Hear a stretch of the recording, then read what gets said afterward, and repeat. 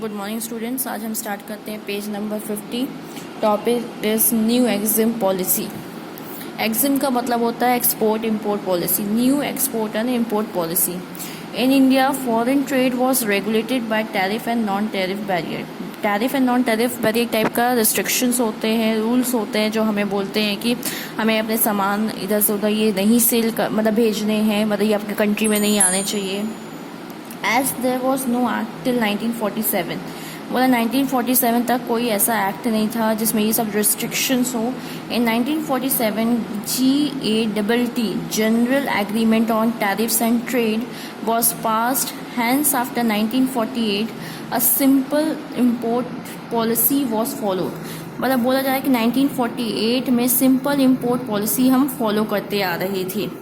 In 1956 measures were taken to control imports, लेकिन 1956 में हमने कुछ स्टेप्स लिए, कुछ मेजर्स फॉलो करने लगे थे रिलेटेड टू इम्पोर्ट, जिससे हम अपने इम्पोर्ट को कंट्रोल कर सकें। इम्पोर्ट क्या होता है? जब हम दूसरी कंट्री से सामान मंगवाते हैं। तो due to the effect of GATT agreement in 1986 there was a tremendous impact of globalization in the whole world. जब से गेट चालू हुआ था, एग्रीमेंट में आया था, तब से क्या हुआ था? ग्लोबलाइजेशन, मतलब एक जगह से सामान दूसरी जगह बहुत आसानी से जाने लगा था, मतलब बिजनेस बहुत अच्छा चलने लगा था internationally. Due to this Indian government declared a long term import export policy in 1992 for 5 years। इसलिए इंडिया की जो गवर्नमेंट थी वो उन्होंने long term import export policy चलाया था, जो 1992 में चलाया था 5 साल के लिए। It was an important step in the field of liberalisation and globalisation. इससे क्या हुआ था?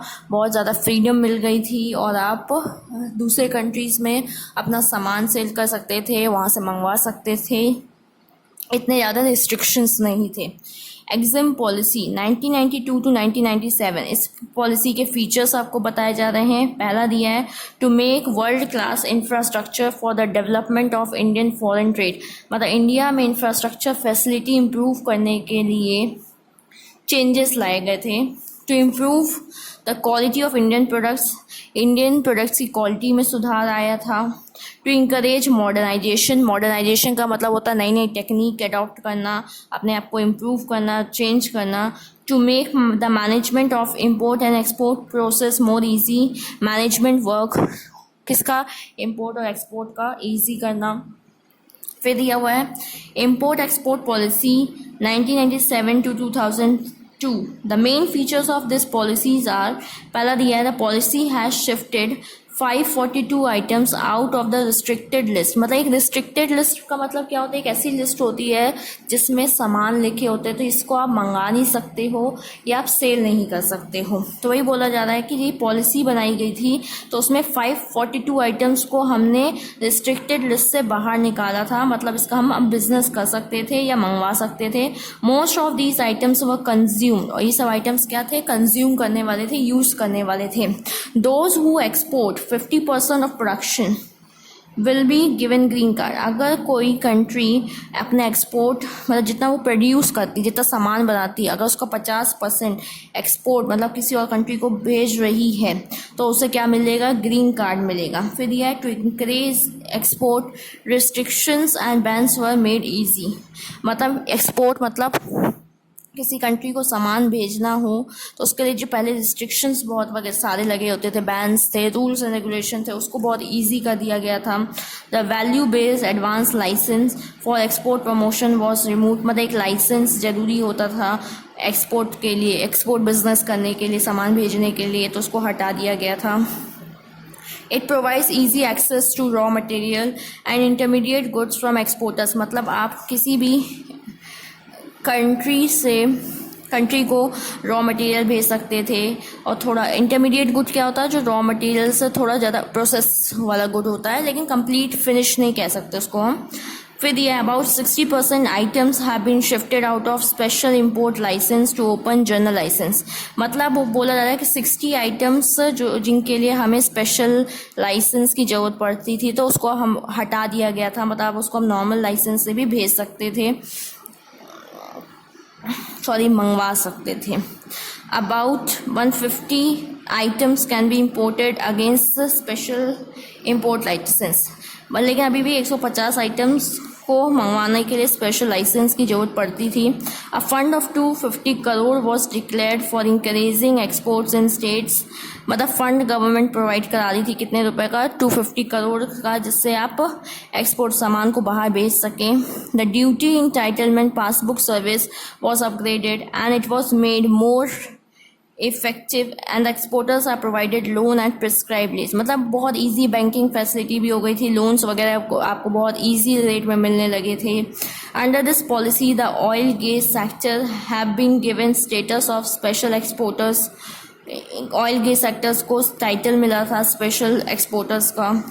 For receiving the information of foreign market declarations was made to stabilise business cum trade facilitation centre and trade portal. चलिए अब हम आगे देखते हैं new EXIM policy 2002 to 2007। Export import policy for the period 2002 to 2007 was announced on 31st March 2002 with the objective to consolidate का मतलब होता है मिक्स करना या मर्ज करना the gain of the previous export import policies and to set for itself a challenging target to achieve 1% share in global trade by 2007, but this policy was replaced by foreign trade policy by UPA government। मतलब इस policy को remove कर दिया गया था और इसकी जगह क्या लाया गया था, foreign trade policy by UPA government for the period of 2004 to 2009। This policy aim to have exports of US $50.48 billion per year. इसका मोटिव क्या था कि हम इतना दूसरे कंट्री को सामान इतना सेल करें, एक्सपोर्ट करें। The client feature the salient features of this policies are, पहला दिया इंक्रीज इन एक्सपोर्ट। हमारा टारगेट था कि हम अपने एक्सपोर्ट को बढ़ाएं। The target of 11.9% per annum average growth by increase annual export up to $80 billion. Abolishing quantitative restriction. Quantitative restriction का मतलब होता है उसमें क्वांटिटी में रिस्ट्रिक्शन होता है कि आप कोई कंट्री को इतना ही क्वांटिटी इतने ग्राम्स ही सेल कर सकते हो, इतने ग्राम्स ही मंगा सकते हो या इतना सामान मंगा सकते हो, जिसमें क्वांटिटी मेजरमेंट का रिस्ट्रिक्शन हो। EXIM policy removed all quantitative restriction on all agriculture products. मतलब जो एग्जिम पॉलिसी थी किस पे रिस्ट्रिक्शन था, एग्रीकल्चर प्रोडक्ट्स पे, उसको रिमूव कर दिया गया था except a few sensitive items like jute and onions. इस पे अभी भी रिस्ट्रिक्शन थे जूट और ऑनियंस में। Export promotion scheme value cap exemption granted on 4 to 9 items to continue. मतलब 429 आइटम्स को एक्सपोर्ट प्रमोशन स्कीम के तहत छूट मिली थी। फिर फोर्थ पॉइंट दिया है more facilities to SEZs special economic zones. A scheme for setting up special economic zones in the country to promote export was announced by the government. ये जो zone होता है ये एक्सपोर्ट को बढ़ावा देता है, मतलब आपको इंटरनेशनल बिजनेस करने में हेल्प करता है। In the export and import policy on 31st March 2000, the SEZ are to provide an internationally competitive and hassle-free environment for exports and exporters to give a further boost to the country's exports। मतलब यही है कि country के export को बढ़ाने के लिए इस जोन का काम था। 13 new SEZs were given the permission to start their work by government।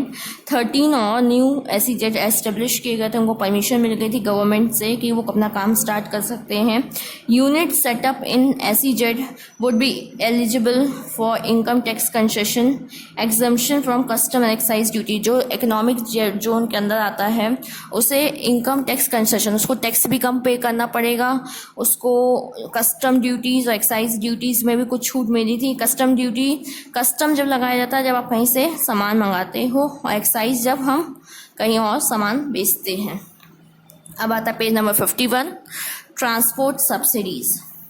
Processed fruits and vegetables, poultry, dairy products, wheat and rice, there cost of transportation is more than $80 पर ton. मतलब बता रहा है कि जो वेजिटेबल्स हो गए process वाले, poultry, dairy products, wheat and rice, मतलब इनके ट्रांसपोर्टेशन में इतना खर्चा आता था। This leads to increase in the price of product. इससे क्या होता था, जो प्रोडक्ट का प्राइस बहुत महंगा हो जाता था। To increase exports in the international market, government provide a transport subsidy of ₹100 crore in the year 2002 to 2003।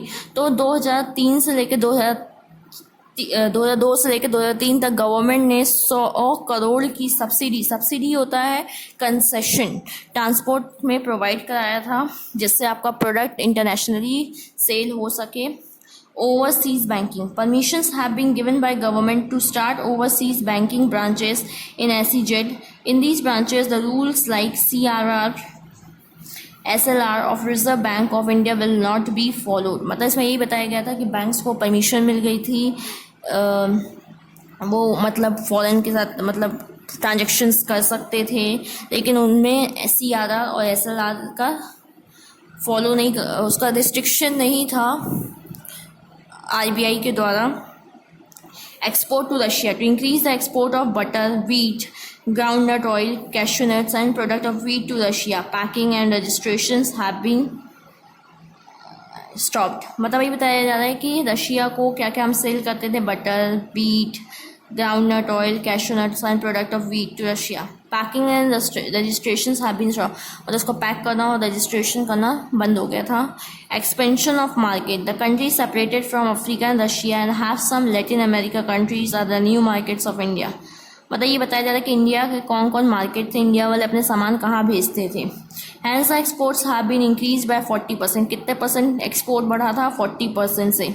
The policy also made provision for expansion of export market in first phase Nigeria, South Africa, Mauritius, Kenya, Ethiopia, Tanzania and Ghana.